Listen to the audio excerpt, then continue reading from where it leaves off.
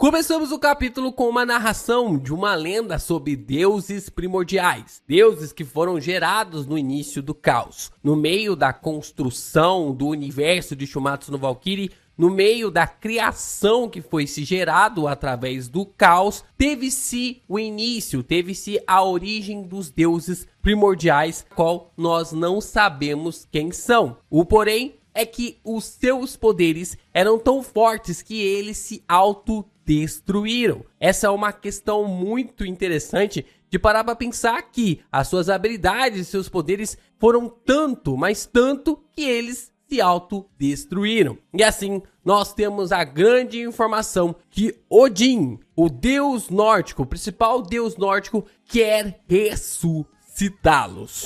Yo, Geeks, aqui é o LP e vocês estão no canal do Geek Brasil. Fiquem ligados que esse vídeo contém spoilers do capítulo 88 do mangá de Shumatsu no Valkyrie. Sim, pessoal, eu não estava preparado para essa pedrada.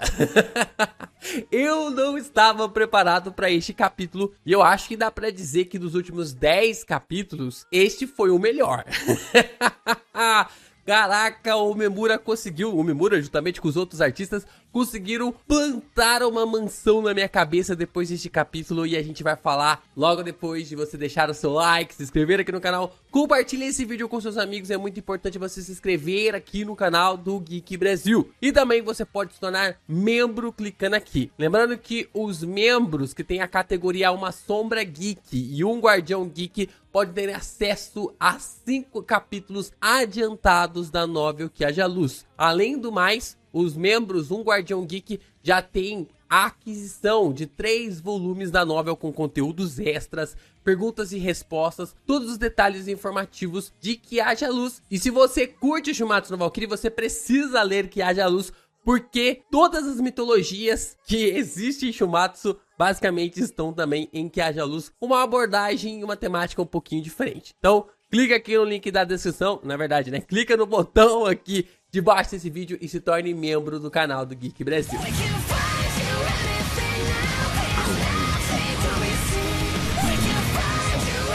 Assim, os deuses se reúnem em volta do Odin para confrontar ele sobre os deuses primordiais. E o que eles acreditam é que esses deuses são apenas lendas, que estão em volta de alguns deuses para que eles tenham uma veracidade ou não. Alguns deuses acreditam que eles existiram, outros não. E alguns até mesmo debocham da sua existência, da sua possível existência, mostrando que poderia ser algo crível ou não. Mas Bel diz que também achava isso, até encontrar um livro muito antigo. Bel acreditava que os deuses primordiais também eram lendas, e assim que encontrou esse livro antigo, ele encontrou trechos e pontos específicos que falavam sobre os deuses primordiais. Ele não sabe quem são, ele não sabe do que se trata, mas tem uma parte bem específica que é quase como se fosse uma profecia. No livro dizia que Odin iria se sacrificar para trazer os deuses primordiais de volta. Que Odin estaria disposto a se sacrificar para trazer esses deuses de volta. Nós não sabemos quem são eles. Se são deuses que nós conhecemos ou se são originários da lore de Shumatsu no Valkyrie. Eu particularmente gosto mais da ideia de que esses deuses sejam originais do universo de Shumatsu no Valkyrie, para que aborde ainda mais os detalhes e pontos específicos para trazer um desenvolvimento ainda maior. É um fato inacreditável pensar que existem deuses acima dos deuses de Shumatsu, mas eu acho que isso é um bom ponto para se começar a se aprofundar ainda mais os relacionamentos dos deuses e também dos humanos. Assim, todos começam a confrontar o Odin para saber se isso é verdade ou não,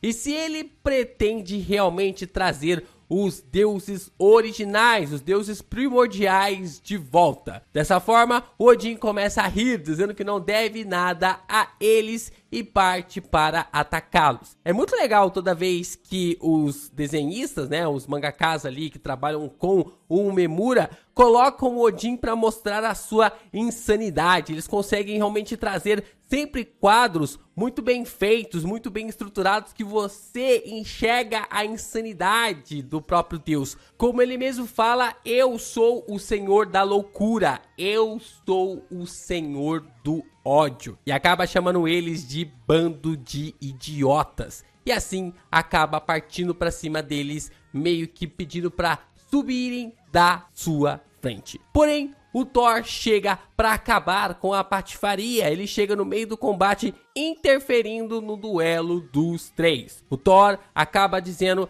que a batalha não acontecerá, pois não deixará que as memórias dos guerreiros que morreram em seus confrontos no Ragnarok sejam manchadas. É um ponto interessante porque o Thor é um dos personagens mais sem sal de Shumatsu.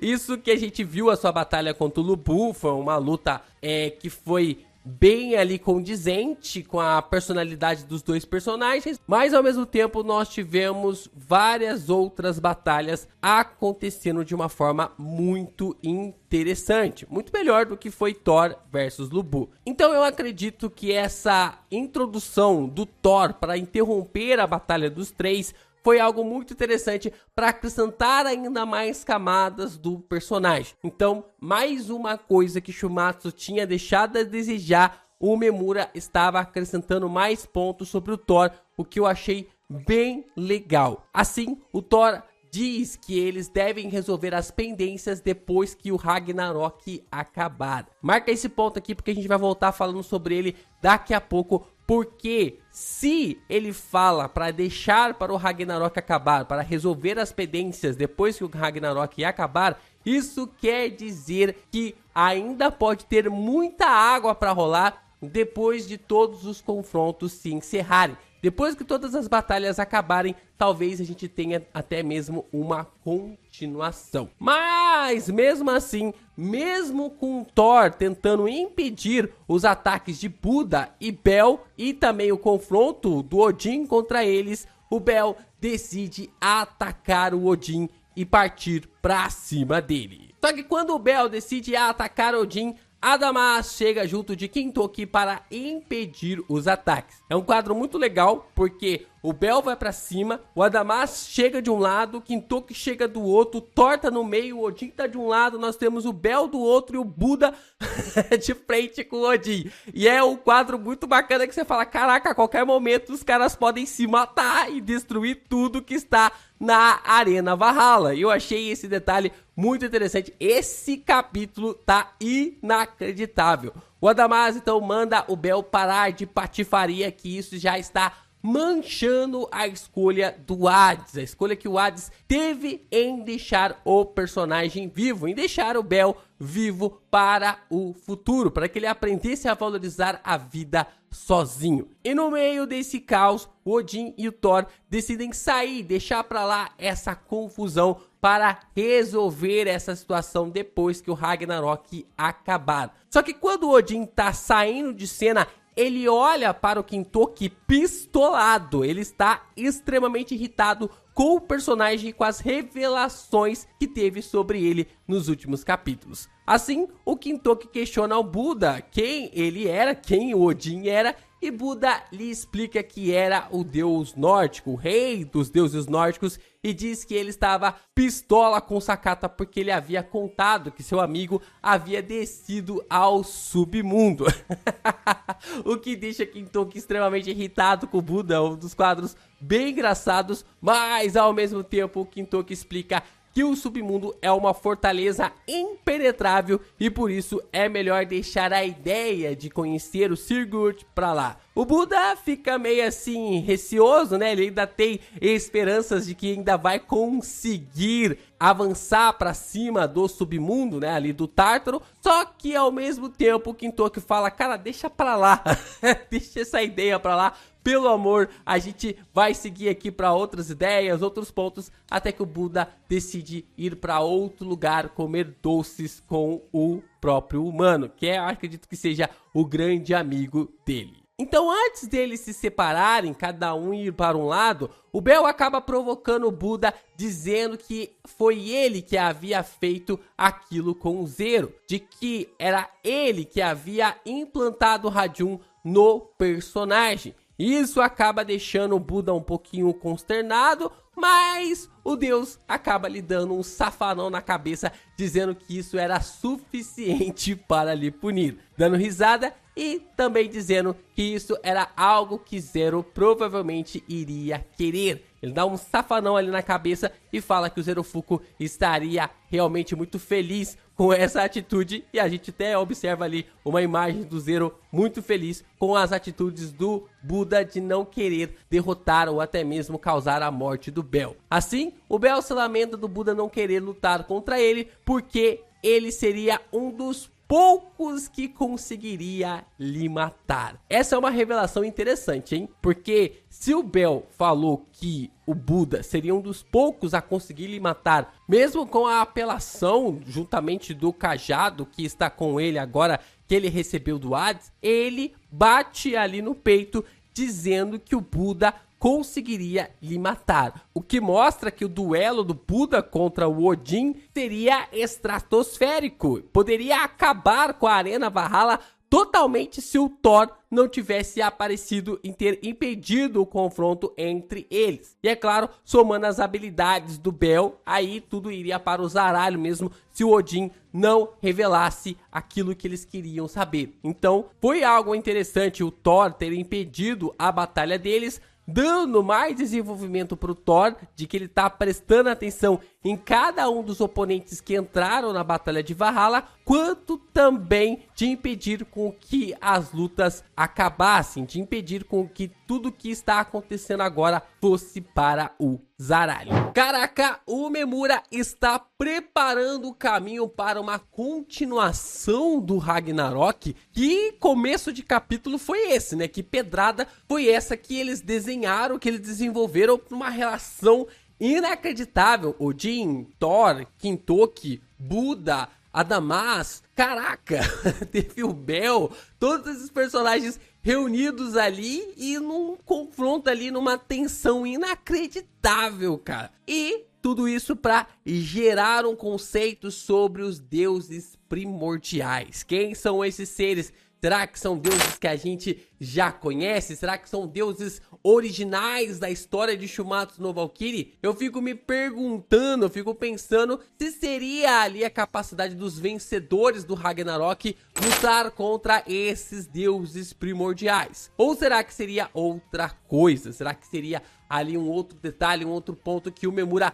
está cozinhando? Será que isso pode também levar a uma batalha onde todos os deuses e humanos mortos terão que retornar para lutar contra essas entidades? E será que essa lenda é realmente verdadeira? De que eles eram tão poderosos que eles se autodestruíram?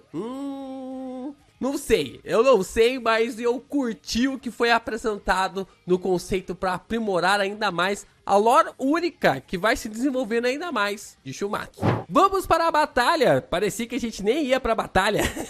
Este capítulo, as coisas dos bastidores estavam tão movimentadas que a gente estava só comendo pipoca do caos e tudo que estava rolando nos bastidores, mas nós ainda temos a batalha de Susanoo contra Okita. Mesmo Susanoo conseguindo dominar todas as formas de batalhas, de estilos com as espadas, Okita ainda está conseguindo lhe acompanhar de igual para igual. E é muito bacana ver isso, porque o Susanoo, ele é dito como aquele que consegue dominar todos os estilos das espadas, todos os estilos de batalhas com espadas, ele conseguiu dominar. E mesmo assim, o Okita tá conseguindo lhe acompanhar sem nem mesmo utilizar o seu Volon até agora. Ele nem utilizou a Valkyria, ou a gente nem sabe se ele tá com a Valkyria ou não. Provavelmente, será que ele vai ser o primeiro humano a rejeitar uma Valkyria, já que ele tem a sua forma diferenciada, já que ele tem ali essa maneira dele de lutar que acelera, a própria habilidade dele de acelerar o coração enquanto está lutando? Ou será que a Valkyria vai ter um pouquinho desse contexto para evitar com que o coração do Okita entre em colapso? O que vocês acham? Deixe aqui nos comentários. Okita usa o seu estilo que ele mesmo desenvolveu para lutar na era que se tornou o maior espadachim. Um estilo completamente sem defesa, sem montar guarda, sem nada, para lutar contra os seus oponentes, para que eles possam baixar a guarda e assim ser acertado de uma vez por todas. E dessa forma, o Okita consegue atravessar a defesa do Susanoo e causar o primeiro ferimento do combate, causando uma grande euforia na plateia. O Okita mostrou-se como um grande espadachim formidável, conseguindo acompanhar o Susanoo. Então, se ele não tá usando nem os poderes do Volon dele ainda, ou pelo menos não tá nem aparentando mostrar os poderes do seu Volon no combate contra o Susanoo, então eu fico curioso para saber o que pode acontecer se o Volon do Okita entrar em ação juntamente com a Valkyria